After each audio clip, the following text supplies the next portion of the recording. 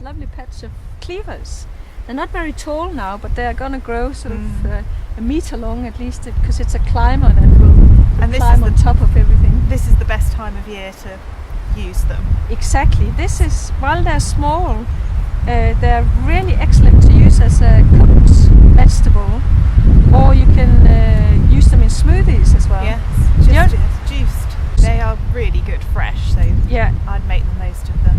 But eating them raw is not a good plan, because they have these little hooks on the stem, which is why it's called curved prickles. Yes, and that's why it's called sticky weed as well, isn't it? Because they just hook onto you, and they feel like you just get stuck to.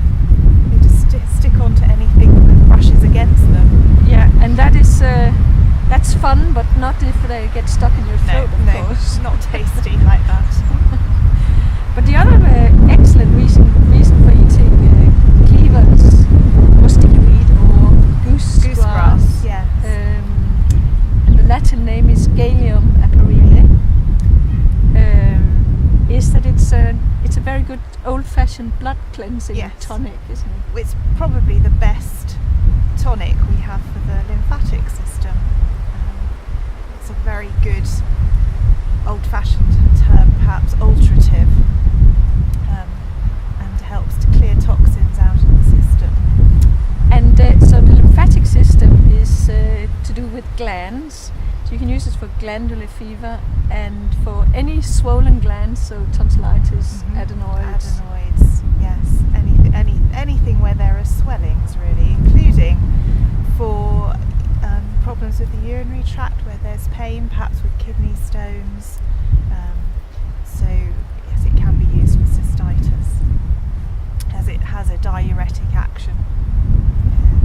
And the other thing you can use it for is to help the body deal with cancer, because since it works on swellings and the lymphatic system, and it's a traditional blood cleanser, it can be used to promote the health of the person who has cancer, even if it can't be used to treat cancer. It's widely used.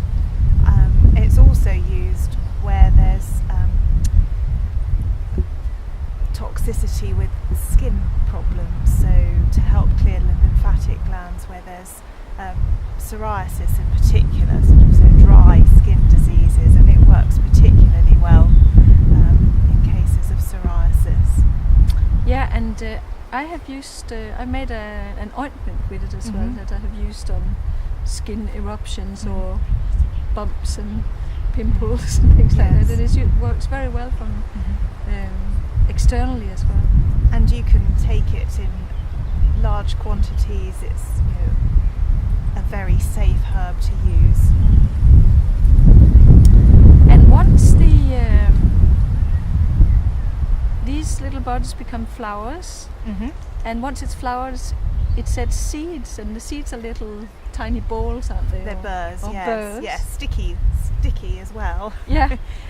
And you can pick those and pick a good amount and then roast them and make them into coffee.